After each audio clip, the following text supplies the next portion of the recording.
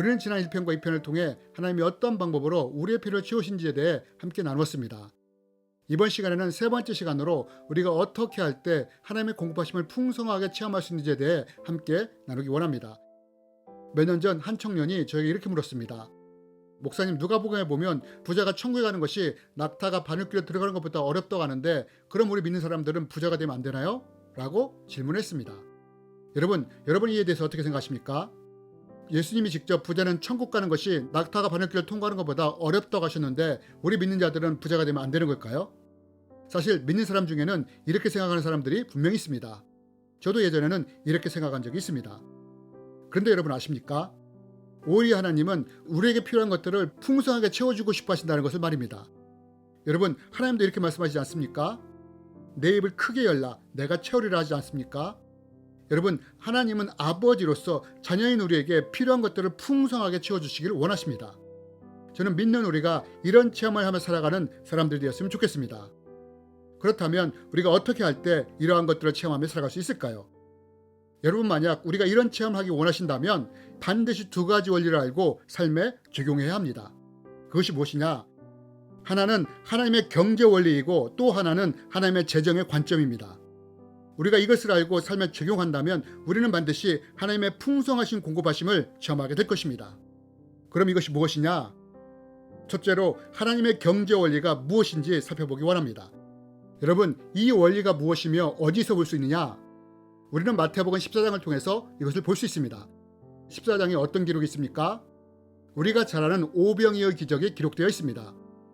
그런데 여러분, 우리는 여기서 이해하기 쉽지 않은 말씀을 만나게 됩니다. 그 말씀이 무엇입니까? 저녁이 되매 제자들이 나와 이르되 이곳은 빈들이요 때도 이미 저물었으니 무리를 보내어 마을에 들어가 먹을 것을 사 먹게 하소서. 예수께서 이르시되 갈 것 없다 너희가 먹을 것을 주어라. 제자들이 이르되 여기 우리에게 있는 것은 떡 5개와 물고기 2마리 뿐이니이다. 여러분, 제자들이 모인 사람들에게 먹을 것이 없다는 것을 알았을 때 어떻게 했다고 합니까? 마을에 들어가서 먹을 것을 사 먹게 하자고 제안합니다. 이때 예수님이 뭐라고 하십니까? 갈 것 없다 너희가 먹을 것을 주어라 하십니다. 여러분, 이 말씀이 쉽게 이해가 되십니까? 물론 우리는 이후에 예수님이 기적을 일으켜서 모든 사람을 먹였으므로 이것이 이상하게 생각되지 않을 수도 있습니다. 그러나 여러분, 그 자리에 있던 제자들은 이 말을 이해할 수가 없었습니다. 그래서 제자들이 이렇게 반응한 것입니다. 우리에게 있는 것이라고는 떡 5개와 물고기 2마리 뿐인데 이것을 어떻게 해서 사람들을 먹이냐고요. 그런데 여러분, 이 대화 속에서 세상의 경제 원리와 하나님의 경제 원리가 충돌하고 있다는 것을 아십니까? 여러분, 세상의 경제 원리가 무엇입니까? 사고, 팔고, 얻고, 지키는 것입니다. 이 원리가 하나님의 경제 원리와 충돌하고 있는 것입니다. 그러니 제자들이 예수님의 말씀을 이해할 수 없었던 것입니다. 그렇다면 예수님의 말씀 속에 숨어있던 하나님의 경제 원리는 무엇입니까? 그것은 세상의 경제 원리가 사고 팔고 얻고 지키는 것이라면 하나님의 경제 원리는 심고 거두고 나누는 원리라는 것입니다. 여러분, 예수님이 일으키신 오병이어의 기적이 바로 이 하나님의 경제 원리에 기반을 두고 이루어졌다는 것입니다. 여러분, 우리가 잘 알다시피 한 아이가 보리떡 5개와 물고기 2마리를 심지 않습니까? 예수님이 그 심은 것을 어떻게 합니까? 예수님이 거두셔서 하늘에 축사하고 나누자 어떤 일이 일어납니까? 모든 사람이 다 먹고 남음이 있지 않았습니까? 여러분, 이것이 바로 세상과 다른 하나님의 경제 원리입니다. 세상의 경제 원리는 사고 팔고 얻고 지키는 것이지만 하나님의 경제 원리는 심고 거두고 나누는 원리라는 것입니다. 즉, 세상의 경제 원리가 지키는 법칙이라면 하나님의 경제 원리는 나눔의 법칙이라는 것입니다. 그럼 두 번째로 하나님의 재정에 대한 관점은 무엇일까요? 우리는 누가복음 12장을 통해 이것을 볼 수 있습니다. 12장에 나오는 부자가 소출이 많아지자 어떻게 했다고 합니까? 큰 곳간을 짓고 그곳에 자기 소출을 쌓고 먹고 놀고 누리자고 합니다. 여러분, 이런 부자를 향해 하나님이 뭐라고 하십니까? 어리석은 자라고 하십니다. 즉, 자기만을 위해 부를 쌓는 사람을 하나님은 어리석은 자라고 하신 것입니다. 또 신명기 8장을 통해서도 하나님이 재정에 대해 어떤 관점을 가지고 계신지 볼 수 있습니다. 신명기 8장 8절에 하나님이 뭐라고 하십니까? 부가 많아지면 교만해져 하나님과 멀어질까 염려한다고 하지 않습니까? 여러분, 우리가 이 두 말씀을 통해서 볼 수 있는 하나님의 재정의 관점이 무엇입니까? 하나님은 우리가 부가 많아질 때 자기만을 위해 부를 쌓는 어리석은 부자처럼 될까, 이로 인해 하나님과 멀어질까 염려하신다는 것입니다. 그래서 하나님은 쉽게 우리에게 풍성함을 붙지 못하는 것입니다. 그렇다면 여러분, 우리는 어떤 방법을 통해서 하나님의 풍성하심을 체험할 수 있을까요? 하나님의 재정적 관점과 하나님의 경제 원리를 내 삶에 적용할 때 이것을 체험할 수 있습니다. 앞에서 우리는 하나님은 우리가 부가 많아질 때 나만을 위해 부를 쌓는 어리석은 부자가 될까 멀어질까 염려하신다고 말씀했습니다. 하지만 만약 내가 어리석은 부자나 부로 인해 하나님과 멀어지지 않는 사람이 된다면 어떻게 될까요? 하나님은 기꺼이 아브라함이나 이삭이나 야곱에게 부으셨던 풍성한 공급을 우리에게도 해주실 수 있다는 것입니다. 그럼 어떻게 하면 되느냐? 먼저 이러기 위해서는 재정에 대한 청지기의 자세가 필요합니다. 청지기가 무엇입니까? 주인의 것을 관리하는 사람 아닙니까? 즉, 내 재정에 대해 이런 청지기적 자세를 가지는 것입니다. 내 재정의 주인은 하나님이시며 나는 그것의 관리자가 되는 것입니다. 말로만 하는 것이 아니라 실제 삶에서 이런 자세와 태도를 취해야 한다는 것입니다. 그렇다면 나의 재정에 대한 태도는 어떻습니까? 이것을 알 수 있는 간단한 방법이 있습니다. 그것이 무엇이냐? 11조에 대해 내가 어떤 자세와 태도를 가지고 있는지를 보면 됩니다. 여러분, 11조에 숨겨진 비밀 중에 하나가 뭔지 아십니까? 11조에는 내 재정의 주인이 하나님이라는 믿음의 고백이 숨겨져 있습니다. 하나님이 제공해 주신 자연 만물을 통해서 이렇게 수익을 얻게 되었습니다.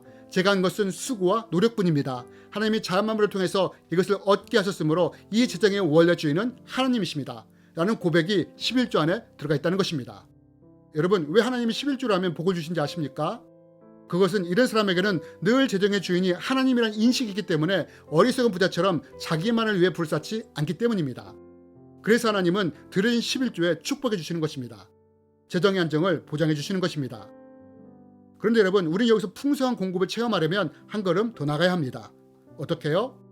두 번째로, 내가 재정에 대해 청지기적 자세를 취했다면 이제 하나님의 경제 원리를 내 삶에 적용하는 것입니다. 여러분, 하나님의 경제 원리가 무엇이라고 했습니까?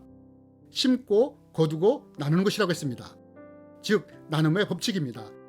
이것을 내 삶에 적용하는 것입니다. 사실 우리는 세상 속에 살아가기에 세상의 경제 법칙의 영향을 받고 살아갑니다. 늘 사고, 팔고, 얻고 지키는 법칙 속에서 살아가게 되는 것입니다. 내가 이런 법칙 안에서 살 때 우리는 이 법칙의 영향을 받고 살아갑니다. 그러나 만약 내 삶에 하나님의 경제 원리를 적용하게 된다면 어떻게 될까요? 이렇게 한다면 하나님이 우리에게 부어주실 통로가 생기게 됩니다. 그럼 이 통로를 어떻게 만들 수 있느냐? 세상의 법칙에 하나님의 법칙을 접목시키는 것입니다. 어떻게 해요? 우리는 세상의 경제 법칙을 떠나서 살 수 없습니다. 그러나 우리는 하나님의 경제 원리를 내 삶에 접목시킬 수 있습니다. 내 삶에서 사고 팔고 일해서 얻은 것을 지키려고만 애쓰는 것이 아니라 일부를 나누며 흘려보내는 것입니다. 저는 성도님들에게 이렇게 가르칩니다. 하나씩 하나님의 주머니를 만들라고요. 그러면서 나에게 수익이 있다면 그 중에 부담이 되지 않도록 처음에는 100분의 1 정도를 하나님의 주머니에 심으라고요. 그러면서 점차 높여가라고요. 그리고 이것은 교회에 헌금하는 것이 아니라고요. 이렇게 심어놓으면 분명히 하나님이 도울 사람을 보여줄 것이라고요. 그때 심겨진 것을 거두어서 그 사람에게 나누라고요. 그리고 꼭 부탁합니다. 단 나눌 때 오른손이 하는 일을 왼손이 모르게 하고 하나님 대신 자신을 드러내지 말라고요. 그리고 계속 이렇게 심고 나눌 때 어떤 일이 일어난지를 보시라고요. 여러분, 내 삶에 이런 경제 원리를 적용할 때 우리는 하나님의 풍성이 부어지시는 공급을 체험할 수 있습니다. 그럼 어떤 원리에 의해서 내 삶이 풍성해지느냐? 여러분, 하나님은 잠언에서 이렇게 말씀하셨습니다. 가난한 자에게 베푸는 일은 여호와께 빌려드리는 것이니 그분이 후하게 보상하신다. 여러분, 하나님이 뭐라고 하십니까? 가난한 자에게 베푸는 것은 하나님께 빌려드리는 것이라고 합니다. 즉, 하나님이 그것을 빚으로 생각한다고요. 그래서 우리가 이렇게 할 때 하나님이 후하게 갚아주신다고 하십니다. 여러분, 우리가 나눌 때 어떻게 되느냐? 세상의 법칙으로 하면 마이너스가 되지만 하나님의 법칙으로는 하나님이 후하게 갚아주심으로 더 풍성하게 되는 것입니다. 그래서 예수님도 주라 그리하면 흔들어 넘치도록 채우신다고 하지 않았습니까? 그리고 후히 채워주실 때는 30배, 60배, 100배로 채우시는 것입니다. 여러분, 세상의 법칙과 하나님의 법칙 사이에 어떤 이자율의 차이가 있는지 아십니까? 세상의 이자율은 퍼센트로 증가합니다. 은행에 돈을 맡기면 퍼센트로 이자율이 증가하는 것입니다. 반면 하나님의 이자율은 어떻습니까? 배가 한다는 것입니다. 30배, 60배, 100배로 증가하는 것입니다. 이것이 세상과 다른 하나님 경제 원리의 배가의 법칙인 것입니다. 이렇게 우리가 나눌 때 하나님이 후하게 갚아주심으로 반드시 재정이 풍성하게 됩니다. 이때 우리는 더 여유가 생김으로 더 나눌 수 있게 됩니다. 그러면 하나님은 더 부어주십니다. 이것이 반복되는 것입니다. 여러분, 우리가 이렇게 할 때 하나님은 부어진 재정이 나에게 쌓이지 않고 도움이 필요한 자, 가난한 자에게 흘러갈 것을 알기에 더 부어주시는 것입니다. 여러분, 이것이 하나님이 우리의 필요를 풍성하게 채우시는 원리입니다. 여러분, 이 원리를 내 삶에 적응함으로 풍성함을 누리고 살아가는 여러분이 됐으면 좋겠습니다. 주님의 이름으로 여러분을 축복합니다.